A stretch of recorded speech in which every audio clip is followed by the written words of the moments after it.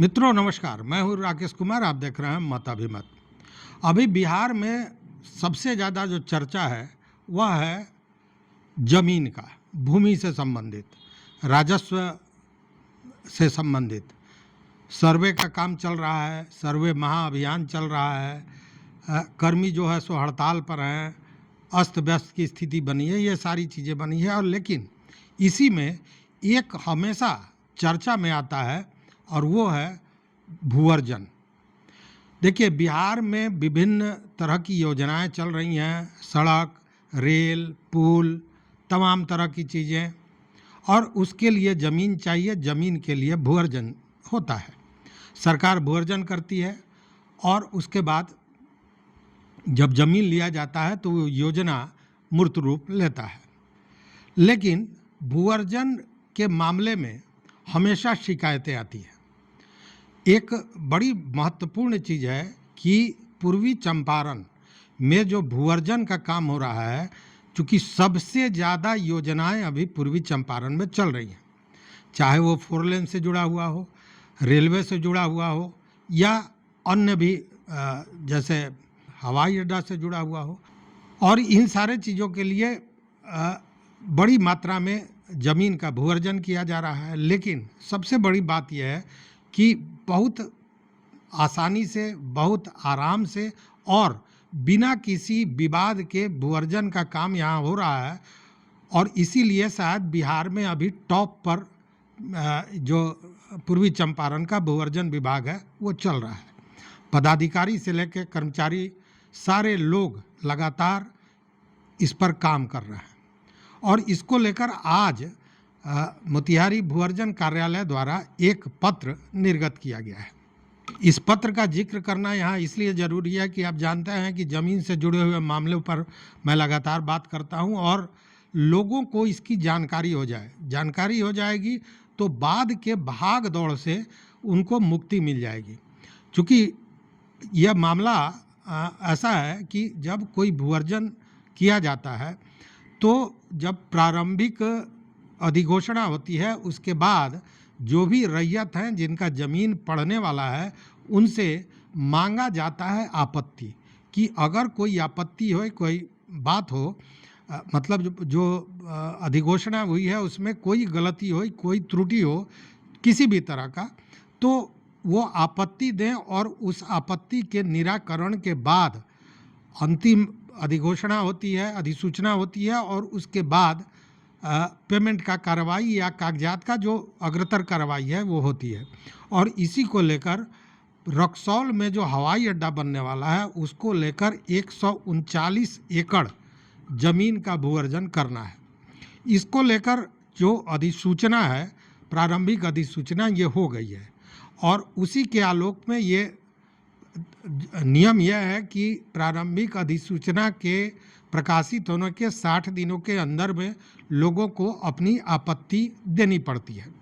लेकिन यहाँ जो भूअर्जन पदाधिकारी हैं गणेश कुमार, उन्होंने एक इसे शिविर का रूप दे दिया कि किसानों को दफ्तर तक दौड़ के आने की ज़रूरत नहीं पड़े।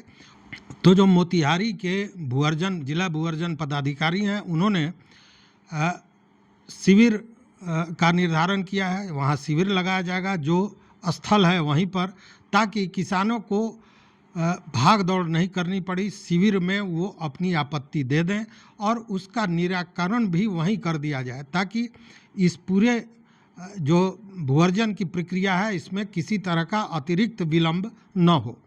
इसको लेकर आज एक पत्र जारी किया गया है जिसका ज्ञापांक है 1119/19/2025, मतलब आज ही यह जारी हुआ है। इस पत्र में जो आदेश दिया गया है वो यह दिया गया है कि रक्सौल हवाई अड्डा परियोजना अंतर्गत प्रारंभिक अधिसूचना प्रकाशन के पश्चात हितबद्ध रैयतों से प्राप्त दावा आपत्ति के निस्तारण हेतु निम्न प्रकार शिविर का आयोजन किया जाता है। यह रक्सौल में होना है और जिन जिन मौजा के लोगों को का ज़मीन इसमें लिया जा रहा है उन लोगों को ये कहा गया है कि यह जो शिविर है, जो पुराना एसएसबी भवन हवाई अड्डा परिसर में होने वाला है, यह होगा 4 तारीख को, मतलब 4 सितंबर को 11 बजे दिन से।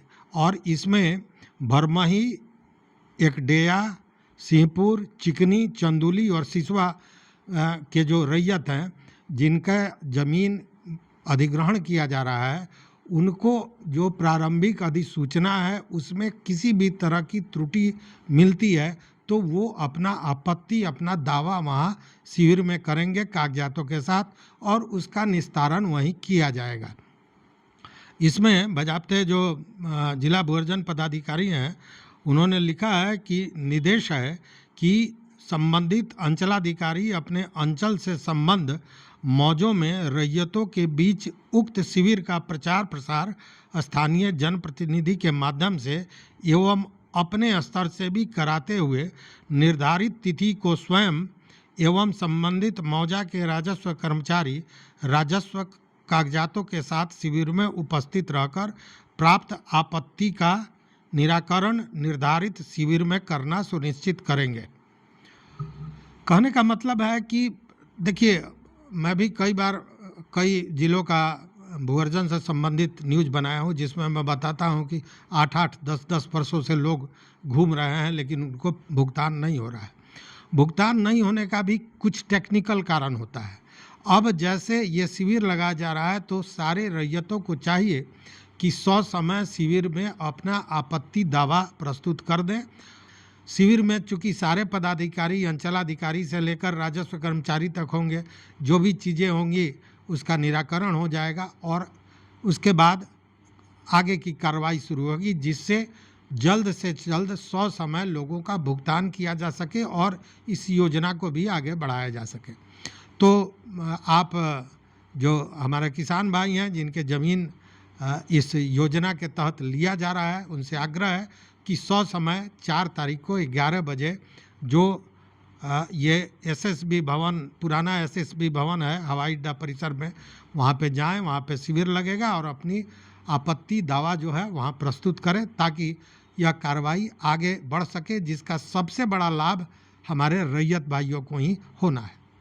तो इस वीडियो में बस इतना ही। देखते रहिए मत अभिमत। मित्रों, चैनल पर नए हो तो सब्सक्राइब करें, लाइक करें, दोस्तों के साथ शेयर करें और अपने विचार जरूर दें। बहुत बहुत धन्यवाद। कोटिशः आभार।